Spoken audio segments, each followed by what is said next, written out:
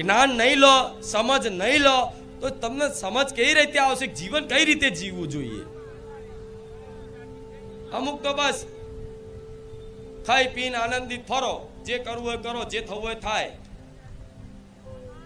કશું નહીં. પણ તમારું ધારેલું થાય છે? કરીને થાક્યા હોય તો હવે માતાજીના ભરોસે આમ હાથ ઊંચા કરીને કહી દો કે હે માડી લે,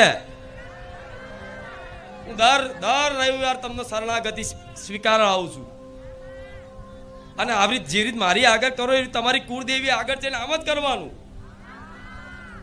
હે મા ચામુંડા, હે મહાકાળી, હે અંબા, આમ કરશો ને, અને આ રીતે કરી અને એના એ જ હાથે દંડવત થવાનું પોતાની કુળદેવી આગળ.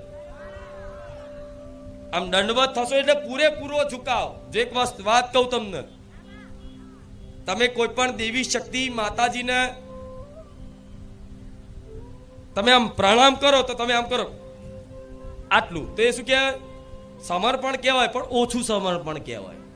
થોડું વધારે નમો એનાથી ઓછું સમર્પણ કહેવાય. કહેવાય ને, હજુ થોડા વધારે નમો, એવી જે રીતે વધારે જેમ જેમ ઝૂકતા જાવ ને, આટલું કરો, પછી એનાથી થોડું આટલું કરો, એનાથી આટલું કરો, એનાથી આટલું કરો, એમ કરતા કરતા કરતા આખા દંડવત થાવ ને પૂર્ણ સમર્પણ કહેવાય.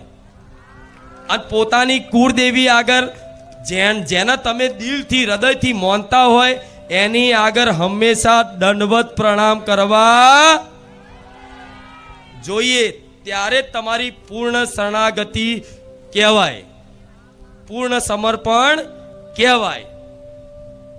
દીકરીઓ ખાલી ઘૂંટણેથી આટલે સુધી એમને એ પ્રમાણનો નિયમ છે.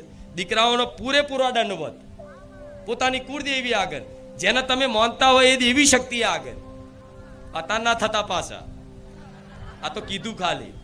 પણ કહેવાનું કારણ મારે તમને દંડવત નહીં કરાવવા, પણ શરણાગતિ સ્વીકારાવું કહું છું તમને કે પેલો અડધો ઝુકાવશે. મતલબ માને એવું લાગે કે હજુ થોડું એનું બળશે, આમ કરે તો હજુ થોડું એનું બળશે, પણ પૂરેપૂરો એટલે કે હવે મારા માથે.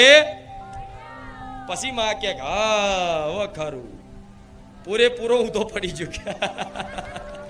હાસું કહેવાય, હાસું ખોટું બળ. પેલું તો થોડું ઘૂંટણ નોય બળ, ઘૂંટણ નોય ટેકો, હાથ નોય ટેકો, પેલા તો પૂરેપૂરા. અને એ દંડવત પ્રણામમાં, એ દંડવત થવામાં હું એવું કહું છું, ખાલી 2-5 મિનિટ આ યાદ રાખજો. દીકરા હોય કે દીકરી હોય, પોતાની કુળદેવી છે, પોતાના આરાધ્ય દેવ છે, ભગવાન રામચંદ્ર છે, ભગવાન કૃષ્ણ છે, ભગવાન મહાદેવ છે,